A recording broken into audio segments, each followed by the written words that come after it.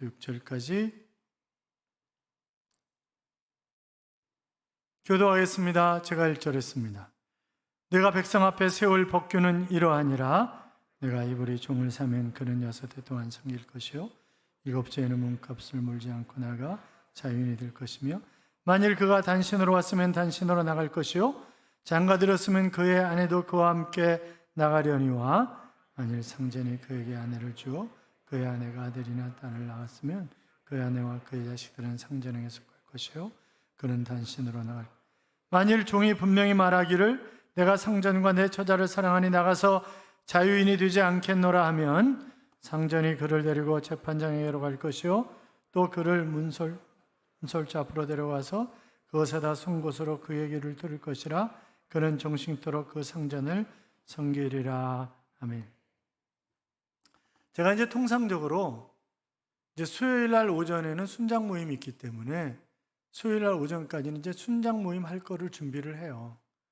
그리고 수요일 오후, 목요일 가서 이제 주일날, 그 다음 주일날 설교할 것을 리서치를 해놓고 주보에다 실어놓습니다. 그런데 저 순장 모임이 이제 방학 때라 없단 말이에요. 그러다 보니까 제가 설교 준비를 너무 빨리 한 거예요. 화요일날 설교 준비를 한 거예요. 그리고 주보에다 다 넘겼어요. 그리고 그걸 설교한 줄로 안 거예요. 그리고 이 다음 거를 준비를 해가지고 어제도 교회에서 열심히, 오늘 새벽에도 열심히, 그리고 일부 예배 설교를 했더니 부교육자들이 목사님 거기 아니에요 오늘.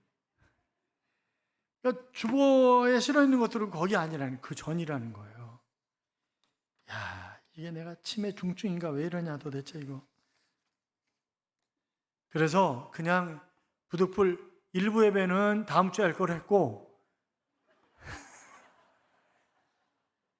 2부 예배는 이거 그냥 살짝 해놓은 거를 다시 그래서 컴퓨터에서 빼가지고 나왔어요.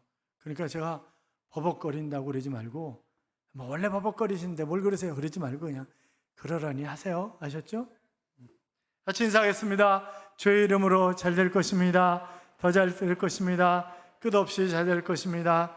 예배의 자리에 함께 하신 여러분, 하나님께서 이 한 주간도 동행하심으로 잘 되는 행복한 한 주간의 삶이 될 줄로 믿습니다. 어느 주일날 예배 시간에 교인들이 자꾸 조는 거예요. 그러더니 뒤에 앉아있는 사모님까지 조는 거예요. 그래서 도저히 안 되겠다고 생각한 목사님이 서랍에서 골프공을 꺼내가지고 막 장난을 치기 시작했어요. 그랬더니 졸던 사람들이 뭔 소리지 이거? 이래가지고 눈을 이제 비시시 뜨고 쳐다보는 거예요. 그랬더니 목사님이 설교는 안 하고 골프공 가지고 장난을 치고 있는 거예요. 막. 목사님이 이렇게 얘기를 하는 겁니다. 아니 거룩한 말씀을 전할 때는 잠을 청하시더니 유치한 공장난을 하니까 정신을 차리시는군요. 그러면 그대들은 거룩한 사람입니까? 유치한 사람입니까? 이렇게 물었어요. 뭐라고 대답했을까요? 아무 대답도 안 했죠. 여러분, 그 운동 경기에 목숨 거는 사람들이 있어요. 아니 운동 경기가 메이저 경기라든지 이러면 밤을 지새우는 줄 모르고 거기에 정신이 팔려가지고 보는 사람들이 있습니다. 저도 그래요. 정신을 못 차려요. 우리가 정신을 좀 차리자고요. 정신 차리고.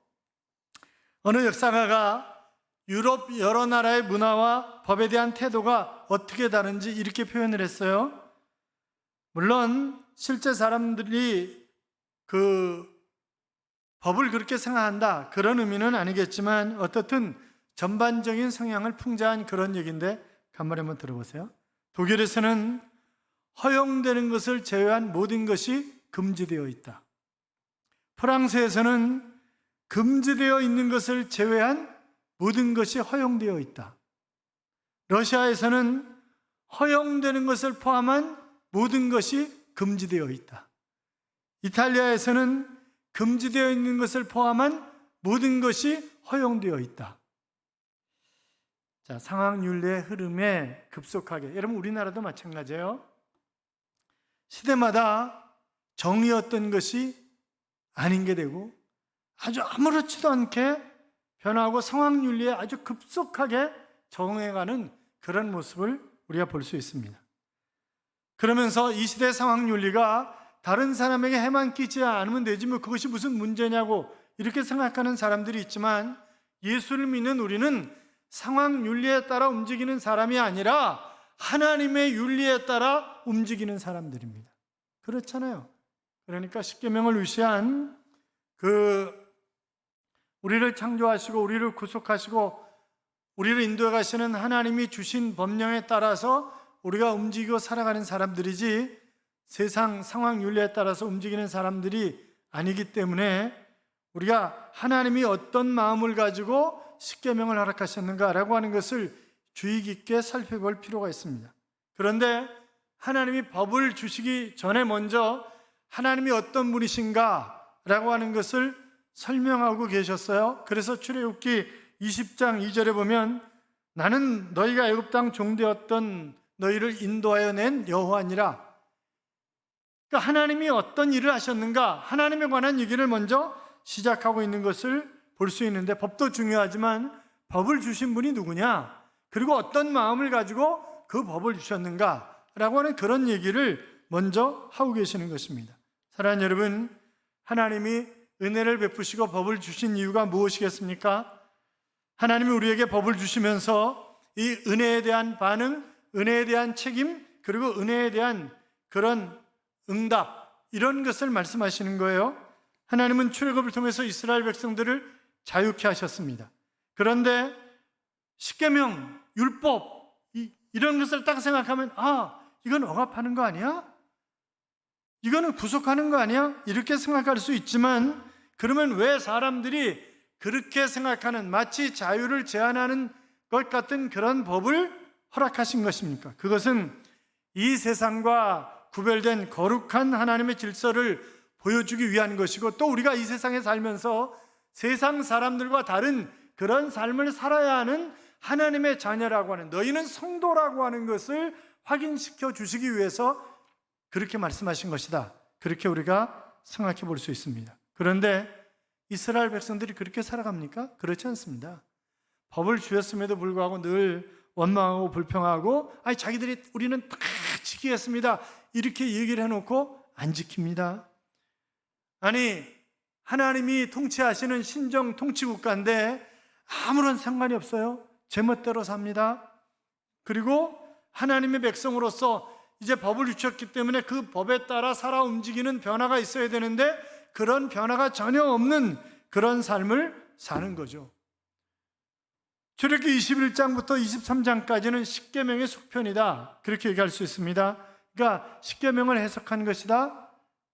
또 이 삶 속에서 구체적으로 십계명을 어떻게 적용하면서 살아야 되는가라고 하는 그런 이야기를 하고 있다고 볼 수 있습니다.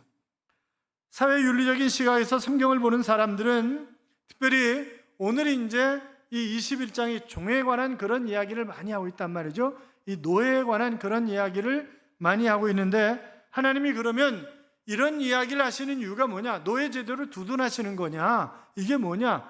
이렇게 생각할 수 있지만, 그러나 우리가 그 법을 자세히 살펴보면 약한 자들에 대한 하나님의 배려를 말씀하고 있다, 그런 측면에서 우리가 이해할 수 있는 것입니다.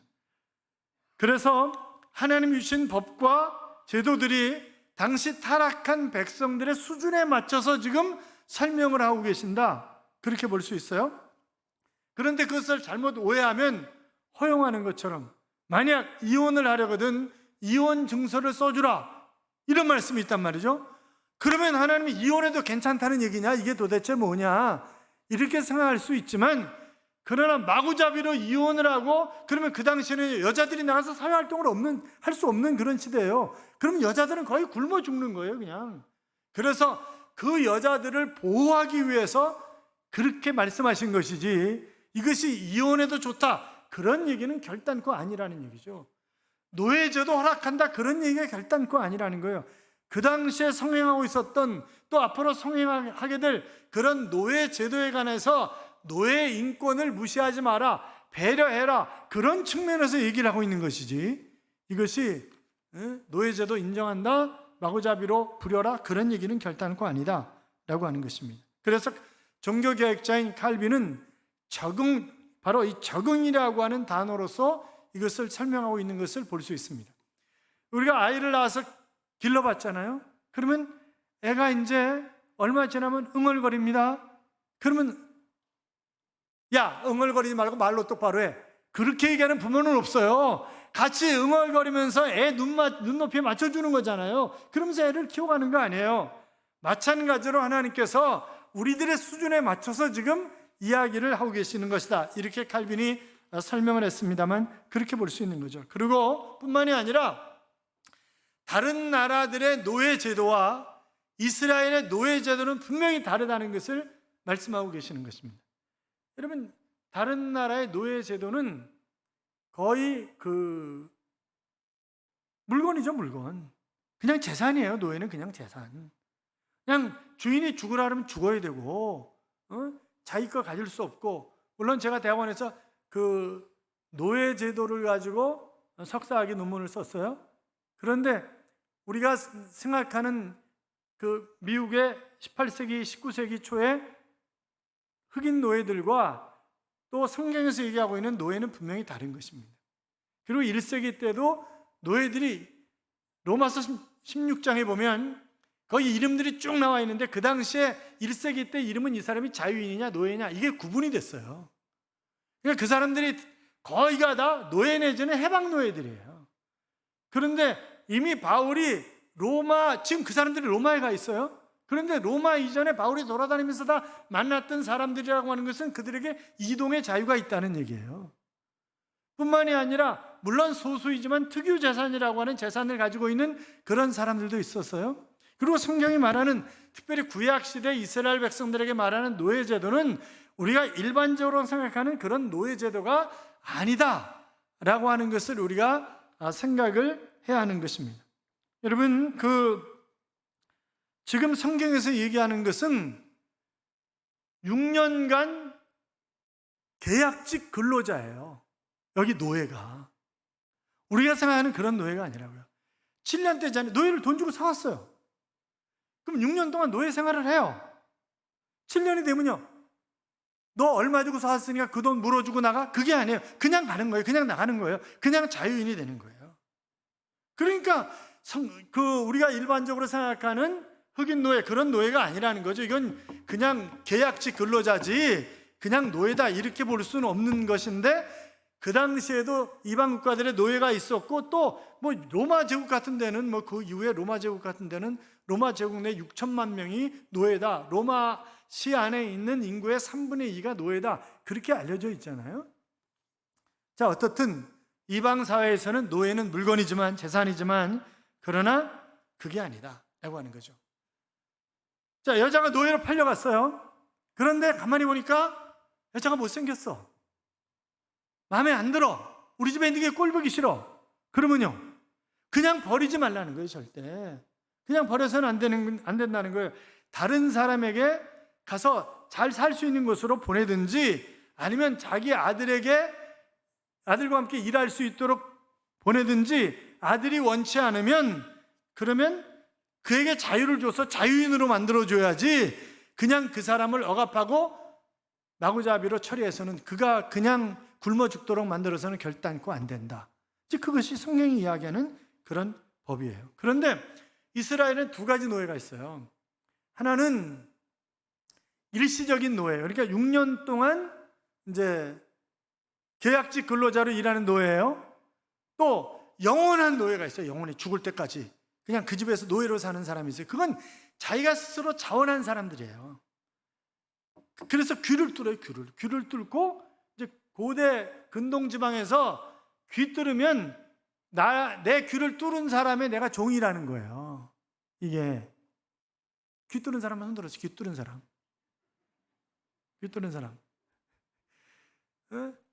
우리 귀 많이 뚫잖아요. 여자분들이 귀 많이 뚫잖아요. 그러니까 이게 귀를 왜 뚫었는지, 귀 뚫게 된 유래가 뭔지를 우리가 잘 알아야 돼요. 청바지 입고 다니면서 청바지. 왜 청바지는 막노동자들이 입는 옷이었어요. 그거는. 그러니까 옛날에는 청바지 입고 다니면 부두 막노동자구나. 하층 계급이구나. 이렇게 생각을 했던 거예요. 귀 뚫으면요. 종이구나. 그러니까 남편 옆에 앉아 계시는 분들, 귀 뚫은 분들, 저는 당신의 영원한 종입니다. 짤랑짤랑. 그러면 어떤 사람들이 노예가 되는 겁니까? 전쟁에서 지면 노예가 되는 겁니다. 전쟁에서 지면. 그럼 노예가 되는 거예요? 그러면 왜 전쟁에서 지는 사람들을 노예로 삼는 것을 하나님이 허락하셨냐? 전쟁에서 졌다고 그 사람들 죽이지 말라는 거예요, 절대. 죽이지 말고 데려와서 일시키고 먹을 거 주라는 거예요, 먹을 거.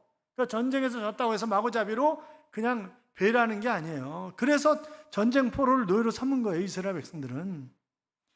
또 너무 가난하기 때문에 자기 자신을 노예로 팔아.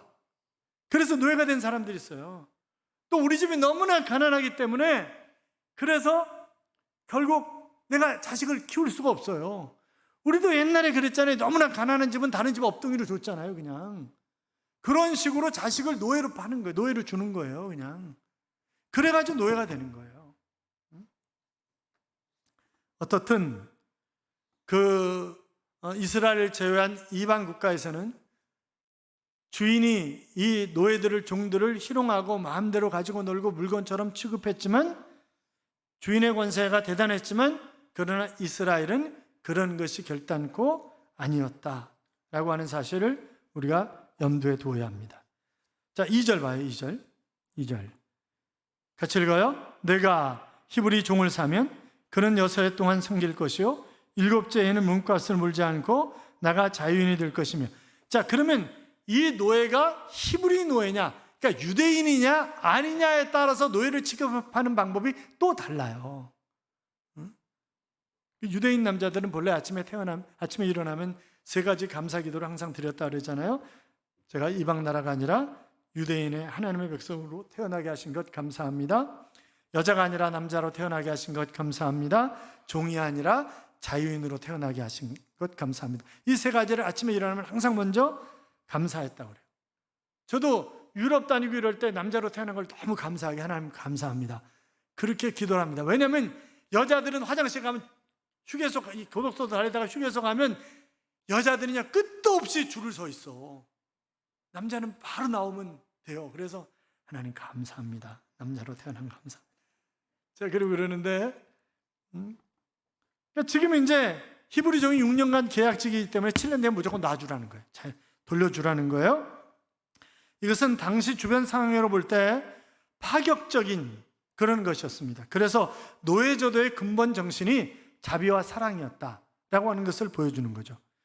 신명기 15장 12절 이하에 보면 이렇게 기록되어 있어요. 내 동족 히브리 남자나 히브리 여자가 내게 팔렸다 하자. 만일 6해 동안 너를 섬겼거든 7째에 너는 그를 놓아 자유롭게 할 것이요 그를 놓아 자유롭게 할 때에는 빈손으로 가게 하지 말고 내 양무리 중에서와 타작마당에서와 포도주 틀에서 그에게 후히 줄지니 곧 내 하나님 여호와께서 내게 복을 주신 대로 그에게 줄지니라. 종이 6년 동안 계약적으로 열심히 일했어요. 이 사람 팔려왔어요, 나한테. 갈 때는요, 바리바리 싸서 기본적으로 생활할 수 있도록 해서 보내주라는 거예요. 그러니까 그게 무슨 종이냐고. 그렇잖아요. 그러니까 많은 사람들이 이스라엘 백성들의 노예제도는, 성경이 말하고 있는 노예제도는 우리가 알고 있는 노예제도가 아니라 그것은 바로 힘들고 어려운 약자들을 보호하기 위한 그런 제도다, 이렇게 이야기를 하는 것입니다. 그래서 종이 실제로 고난의 종사를 하는 것은 계산적으로 따지면 그 3년 정도는 내가 팔려온 값으로 일하는 것이다, 이렇게 생각을 하는 것이고, 한 2년간은 그냥 먹고 사는 거잖아요. 그러니까 먹고 사는 값으로 하는 것이고, 한 1년은 나아갈 때 내가 가지고 나갈 것 품값으로, 물품값으로 일하는 것이다, 이렇게 생각한다는 거예요, 기본적으로. 그냥. 그래서 물질적으로 어렵게 된 사람들을 도와주는 규례, 그것이 이스라엘의 노예제도, 이렇게 보는 것입니다. 사랑하는 여러분, 그 희년이 되면, 이제 50년째 되는 것을 희년이라고 그러는데, 이스라엘의 희년이 되면요, 그때는 땅을 잡힌 사람들 땅도 다 돌려줬어요. 다 돌려줘. 그러니까 이스라엘은 기본적으로 돌려주는 거예요. 다 돌려주는 거예요. 또 스스로 영구한 노예로 사는 길을 택한 사람들이 있어요. 그래서 귀에 구멍 뚫는 사람들이 있다 그랬잖아요. 내가 노예로 팔려왔어요. 그런데 노예로 팔려올 때 처자식을 다 데려왔어요. 그러면 나갈 때 다 데리고 나가는 거예요. 그런데 내가 노예로 들어왔는데 주인집 노예와 주인이 나를 결혼시켜줬어요. 그러면 그 여자와 자기 부인과 애는 놓고 나가는 거야, 그냥.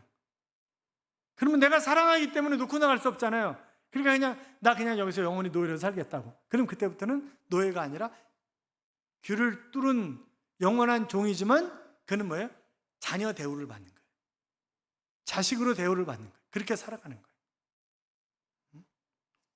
자, 5절 6절 봐요. 그 얘기를 하고 있는 거예요. 5절 6절 같이 읽어요. 만일 종이 분명히 말하기를 내가 상전과 내 처자를 사랑하니 나가서 자유인이 되지 않겠노라 하면 상전이 그를 데리고 재판장에게로 갈 것이요 또 그를 문이나 문설주 앞으로 데려와서 그것에다 송곳으로 그의 귀를 뚫을 것이라 그는 종신토록 상전을 섬기리. 자, 여기 이 재판장이라는 단어는 하나님이라는 단어예요. 엘로힘이라고 하는 단어예요. 그러니까 지금 결국 우리가 하나님 앞에 종이라는 거예요. 우리 하나님 앞에. 우리가 하나님 앞에 종. 그걸 빗대 설명을 하신 거예요. 우리가 본래 마귀의 종이었어요. 그런데 하나님이 우리를 사랑하셔서 하나님의 자녀로 삼으시고 그 대가를 지불하기 위해서 어떻게 해요? 예수님의 십자가에 못 박혀 피값으로 대가를 지불하는 거잖아요. 그렇기 때문에 이 구속이라는 단어 자체가 값을 지불하고 샀다라고 하는 그런 의미예요. 그러니까 하나님이 예수 그리스도를 이 땅에 보내셔서 우리를 구속하셨다라고 하는 말은 내가 너희를 핏값을 주고 샀다는 거예요. 돈 주고 샀다는 거예요, 그것이. 그래서 너는 내 거라는 거예요. 그러니까 우리가 하나님 거니까 얼마나 좋아요. 왜? 책임은 누가 진다? 하나님이. 그래서 늘 하는 얘기 있잖아요. 이사야 43장. 너는 내 거라, 하나님이. 내가 너를 창조했잖아. 구속했잖아. 지명해서 내가 너를 불렀잖아. 그러니까 너는 내 거야. 그래서 내가 물을 지나든 강을 건너든 설사 불 속에 들어간다 할지라도 걱정하지 마. 내가 너와 함께 하잖아. 걱정할 필요 없어. 두려워하지 마. 1절 5절에서 두려워하지 말라고 얘기하는 거죠. 두려워하지 마. 왜? 나는 하나님 거니까. 나는 이 종이 되면, 하나님의 종이 되면 누가 책임진다는 거예요? 하나님이 책임진다는 거예요. 뭘로 대우하는 거예요? 우리가 하나님을 아버지라고, 아빠라고 부르는 거예요. 아빠. 그러니까 자녀 대우를 받는 거죠. 자녀 대우. 종은 종인데 법적으로 종이야. 실질적으로는 뭐예요? 자녀야, 자녀. 그러니까 우리가 예수 그리스도의 보혈의 피로 말미암아 죄의 용서함을 받았잖아요. 그러나 실질적으로 죄를 짓고 살아가는 죄인이잖아요. 실질적으로 죄인인데 뭐예요? 법적으로는 우리는 뭐예요? 의인이야. 그래서 칭의라고 말씀드렸잖아요. 그게 칭의다, 법적인 용어가. 그렇게 우리가 살아가는 것입니다. 그러니까 다시 한번 말씀드리지만 귀 뚫을 때 잘 생각하고 뚫어야 된다. 귀 뚫을 때 내가 남편의 종으로 귀를 뚫는 거냐, 아니면 하나님, 제가 오늘 귀를 뚫는데 하나님 종으로 살기로 결단하고 귀를 뚫습니다, 이러고 뚫는 건지, 또 뚫은 것 계속 귀걸이 안 하면 메꿔져요. 이거 메꿔져. 어떻게 잘하냐고요? 우리 딸 보니까 그러더라고. 메꿔진다 그러더라고. 메꿔져. 그러니까 이제 메꿔졌다고 또 하나님의 종으로 안 사는 거냐? 이제 그러면 안 된다. 그러면 우리가 인간관계가 파괴되는 이유는 내 존재가 어떤 존재인가 라고 하는 것을 잘 잊어버리기 때문에 우리가 망가지는 거예요. 우리가 종인데, 예수님이 이 땅에 오신 이유도 뭐라 그랬어요? 내가 섬기기 위해서 왔노라. 그렇게 말씀하시잖아요. 섬기는 게 종이잖아요, 종. 내가 종으로 왔다는 거예요. 그리고 너희도 섬기기를 원하노라. 그러니까 제자들의 발을 씻겨주시면서 내가 너희에게 이렇게 한 것처럼 너희도 그렇게 하기를 원하노라, 이렇게 말씀하셨잖아요. 그러니까 우리도 종으로 살아가라는 거예요. 그러니까 우리가 종으로 살아야 되는데 자꾸 주인 행사를 하려고 하니까 이게 문제가 되는 거잖아요, 지금. 주인 행사를 하려고. 그러니까 종으로 살아가세요, 종. 우린 종이다. 같이 따라해요. 나는 영원한 하나님의 종입니다. 나는 영원한 하나님의 종입니다. 아버지가 불치병에 걸린 정신병자였고 어머니는 그 충격으로 집을 나가서 어릴 때부터 불행하게 자라난 그런 소년이 있었습니다. 학창 시절에, 그러니까 뭐 공부가 제대로 되겠어요? 국어를 3번씩이나 낙제를 한 거예요. 진급을 못한 거예요. 진학을 못한 거예요. 계속 못 올라가는 거예요, 학년을. 3번씩이나. 그러다가 어느 날 참 내가 너무 억울하다. 참 노트에다 쓰는 거예요. 그런데 하나님을 만나게 됐어요. 그리고 내가 이제부터는 다른 사람의 말을 듣지 않고 하나님의 말을, 그리고 내가 하나님의 종으로 살겠다. 그렇게 다짐을 하는 거예요. 그리고 다 하루에 5시간 정도 하나님의 말씀을 보고 기도하고 2시간 정도 운동을 하고 그러면서 사는 거예요. 그가 나중에 국회에 불려나갔을 때 졸지 마시오! 저는 조는 게 아니라 하나님 앞에 기도하고 있는 것입니다. 윈스턴 처칠이에요, 그가. 윈스턴 처칠이라고. 그러니까 내가 하나님의 종으로 살면 그 하나님이 대신. 그러니까 여러분, 내가 내일 하는 것보다 하나님이 내일 해주시는 것이 훨씬 더 효과가 좋잖아요. 나는 하나님의 일을 열심히 하는 거예요. 그럼 하나님이 내 일을 해주시는 거예요. 내가 하나님의 종으로 열심히 사는 거예요. 그러면 하나님이 나를 하나님의 자녀로 대우를 해주시는 거예요. 그거를. 우리가 그렇게 사는 게 낫잖아요. 그러니까 내가 어떤 난관이 육신의 질병이든 사업이든 부부 문제든 자녀 문제든 어떤 문제든 하나님 앞에 들고 나오는 거예요. 하나님, 제가 하나님의 종입니다. 종처럼 살지 못했지만 그러나 이제 정말 하나님의 종으로 하나님 저를 긍휼히 여겨주십시오. 그러면 하나님이 문제를 풀어가 주시는 거예요. 그분이. D.L. 무디가 이런 유명한 얘기를 했어요. 한 사람의 인생을 평가할 때 그가 얼마나 많은 종을 거느리고 살았느냐라고 하는 것이 중요한 것이 아니라 중요한 것은 그가 얼마나 많은 사람들에게 종노릇하며 살았느냐라고 하는 것이 중요한 것이다. 사람이 살면서 얼마나 많은 사람을 지배했느냐라고 하는 것이 중요한 것이 아니라 하나님께서 우리에게 원하시는 것은 얼마나 많은 사람을 섬겼느냐, 그것을 원하시고 하나님 앞에 섰을 때 그것을 물어보실 것이다 하는 그런 이야기를 했습니다. 종이 되기 위해서 이 땅에 오신 주님, 주인들을 구원하기 위해서 자신의 목숨을 버리신 우리의 종이 되어 주셨던 그런 주님처럼 우리가 사는 것을 원하시는 그런 주님 아니겠습니까? 여성분들이 특별히 기억해야 할 말씀이 있어요. 오늘 본문 뒤인 7절부터 11절까지 보면 하나님께서 죄악된 이 노예들이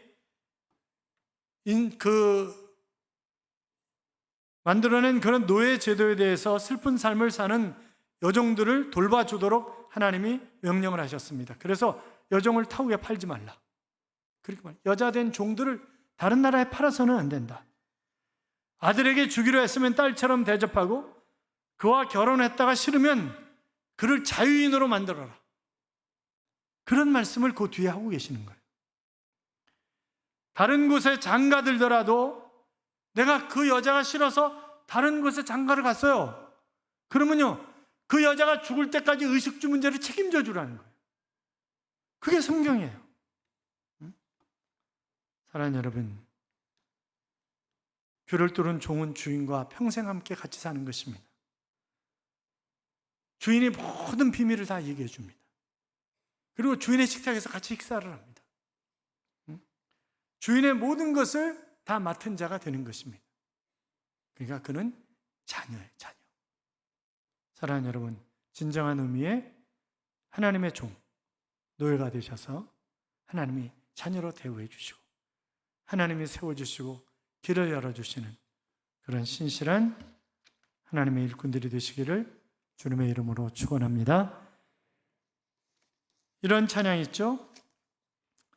오늘 숨을 쉬는 것 감사, 나를 구원하신 것 감사, 내 뜻대로 안 돼도 주가 인도하시는 것 모든 것 감사, 내게 주신 모든 것 감사, 때론 가져가심도 감사, 내게 고난 주셔서 주 뜻 알게 하신 것 모든 것 감사. 주님 감사해요. 주님 감사해요. 내가 여기까지 온 것도 은혜입니다. 주님 감사해요. 주님 감사해요. 나를 사랑하신 주 사랑 감사합니다 라고 하는 그런 찬양입니다. 마귀의 종되었던 우리를 하나님의 종으로, 하나님의 자녀로 삼아주신 것 얼마나 감사해요. 그 감사의 고백이 넘치는 그런 삶을 살아가시기를 주님의 이름으로 축복합니다.